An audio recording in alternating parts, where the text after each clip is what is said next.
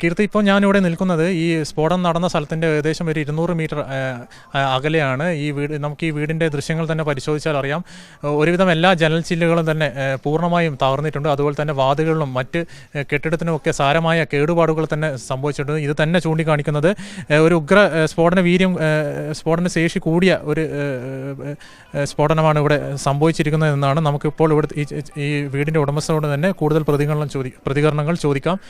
ഈ സ്ഫോടനം നടക്കുമ്പോൾ ചേട്ടൻ ഇവിടെ ഉണ്ടായിരുന്നോ? എന്തൊക്കെയാണ് അതിന് പറയാനുള്ളത്? ഉണ്ടായിരുന്നത് ഇപ്പോൾ ഈ പറഞ്ഞ പോലെ ഞങ്ങൾ വീട്ടിൽ സംസാരിച്ചുകൊണ്ടിരിക്കുന്ന കൂട്ടത്തിൽ ഭയങ്കര അത്യുഗ്ര സൗണ്ടോടുകൂടി ഭയങ്കര ഒരു എയർ പ്രഷർ വരികയും വീടിൻ്റെ സകല ജനലുകളും ജെല്ലുകളും എല്ലാം ഡോറുകൾ ഉൾപ്പെടെ തകർന്ന് തരിപ്പണമാവുന്നതാണ് കണ്ടത്. പിന്നെ എന്താണ് പ്രവർത്തിക്കേണ്ടതെന്നുള്ളൊരു കുറച്ച് നേരത്തെ ഞങ്ങൾക്ക് എന്താ ഒരു സംഭ്രാന്തിയിലായിരുന്നു. പിന്നെ അതിൽ നിന്നൊക്കെ ഉണർന്നു വരുമ്പോഴേക്കും നമ്മുടെ അഴിപ്പെടുന്നൊരു 200 മീറ്റർ അപ്പുറമുള്ള ഒരു കരവപ്പറമ്പിലെ വെടിക്കെട്ട് വരയിലാണ് സംഭവം നടന്നതാണെന്ന് മനസ്സിലാക്കി. പിന്നെ ഇവിടെ ജനങ്ങൾ തടിച്ചുകൂടുകയും ഓരോരുത്തരായിട്ട് ഇവിടെയുള്ള സകല ആൾക്കാരെയും സംരക്ഷിക്കുന്നതും അതിൻ്റെ ചുറ്റുപാടുകളുമായിട്ട് മുന്നോട്ട് പോവുകയായിരുന്നു. എൻ്റെ വീട്ടിൽ ഇനി കൈ കുത്താൻ പോലും ഒരു സ്ഥലമില്ലാത്ത അവസ്ഥയിൽ സകല വാതിലുകളും ജനലുകളും എല്ലാം തകർന്നു പോയി. ഈ എല്ലാ വർഷവും ഇതുപോലെ ഇത്തരം പടക്കങ്ങൾ കൊണ്ടുവരുന്നുണ്ട്? ഇല്ല, ഇങ്ങനെ എല്ലാ വർഷവും ഉണ്ടെങ്കിലും ഇതുപോലത്തെ സംഭവം ഞാൻ ഇവിടെ 20 വർഷമായി ഇവിടെ താമസിക്കാൻ തുടങ്ങിയിട്ട് എൻ്റെ അനുഭവത്തിൽ അങ്ങനെയൊന്നും ഇതുവരെ ഉണ്ടായിട്ടില്ല. വീട്ടിലെ മറ്റുള്ളവരുടെ ആരോഗ്യനില എങ്ങനെയാണ്?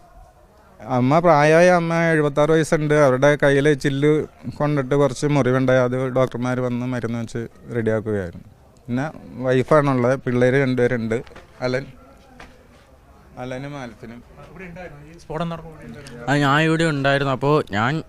അപ്പോൾ മുറിയിൽ കിടക്കുമായിരുന്നു. അപ്പോൾ ടോയ്ലറ്റിലേക്ക് കയറിയപ്പോൾ ആണ് ഇവിടെ പൊട്ടിത്തെറിച്ചത്. അപ്പോൾ ചില്ലുകളെല്ലാം, ഞാൻ ഇപ്പോൾ ബെഡിൽ കിടന്നു വെച്ചാൽ അവിടെ ചില്ലുകളെല്ലാം കൊണ്ട് മേൽവത്തം പോറിപ്പോയേനെ, അങ്ങനത്തെ ഒരു അവസ്ഥയായിരുന്നു.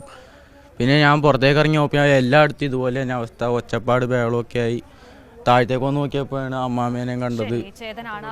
പേടിച്ചു. കൂടുതൽ വിവരങ്ങൾ നൽകിക്കൊണ്ടിരിക്കുന്നത് ഇവിടുത്തെ പ്രദേശത്തുള്ളവരൊക്കെ തന്നെ ആകെ നടുക്കത്തിലാണ്.